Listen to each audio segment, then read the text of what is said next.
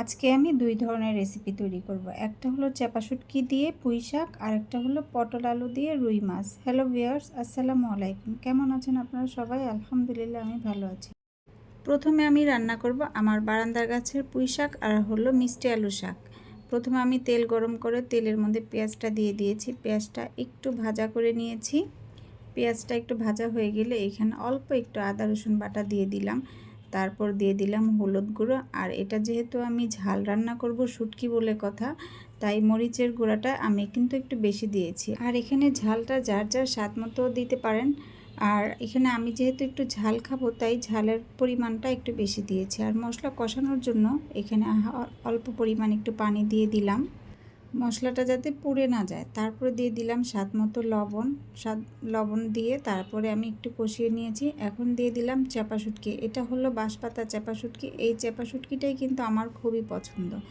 তারপরে এইখানে চাপা শুটকিটা দিয়ে একটু ভালোভাবে ভেজে নিয়েছি। তারপরে এই যে এখানে শাক পাতাগুলো আমি ধুয়ে কেটে পরিষ্কার করে নিয়েছি।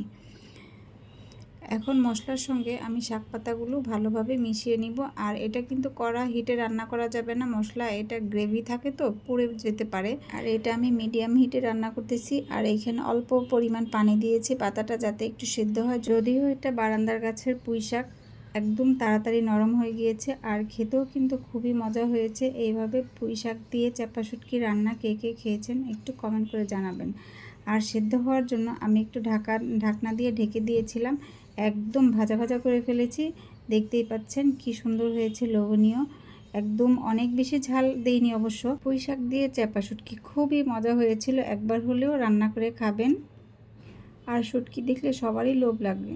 এখন রান্না করব পটল আলু দিয়ে রুই মাছ। প্রথমে আমি তেল দিয়ে দিলাম, তেলটা গরম করে তারপর মাছটা ভেজে নেব। আমি যেহেতু সবজি দিয়ে মাছ রান্না করব, তাই মাছটা আমি অনেক বেশি ভাজা করব না, হালকা ভাজা করে নিব। মাছ ভাজা আমার হয়ে গিয়েছে। এখন মাছ ভাজার তেলের মধ্যেই আমি পেঁয়াজটা ভাজা করে নেব। মাছ ভাজার তেলের মধ্যে আমি পেঁয়াজটা দিয়ে দিলাম। পেঁয়াজটা দিয়ে মোটামুটি একটু ভাজা করে নিয়েছি।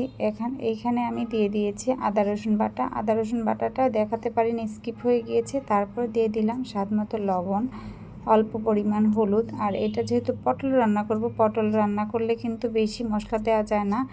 অল্প পরিমাণ হলুদ গুঁড়ো, মরিচ গুঁড়ো, ধনে গুঁড়ো আর জিরে গুঁড়ো দিয়েছি। তারপর এখন এই যে লম্বা লম্বা করে কেটে নিয়েছি পটলগুলো দিয়ে আমি একটু কষিয়ে নেব।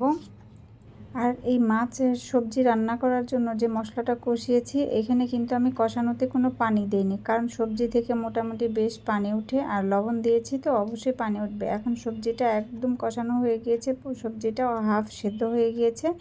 এখন আমি ঝোল দিয়ে দিব। ঝোলটা আমার পরিমাণ মতো দিয়েছি। তারপর দিয়ে দিলাম মাছ ভাজাগুলো উপরে সুন্দরভাবে ছড়িয়ে ছিটিয়ে দিয়েছি সুন্দর করে।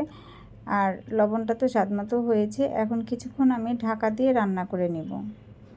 রান্না আমার প্রায় কমপ্লিট। এখন আমি কাঁচামরিচ আর ধনেপাতা দিয়ে আমার রান্নাটা শেষ করে নিয়েছি। আল্লাহ হাফেজ, সবাই ভালো থাকবেন।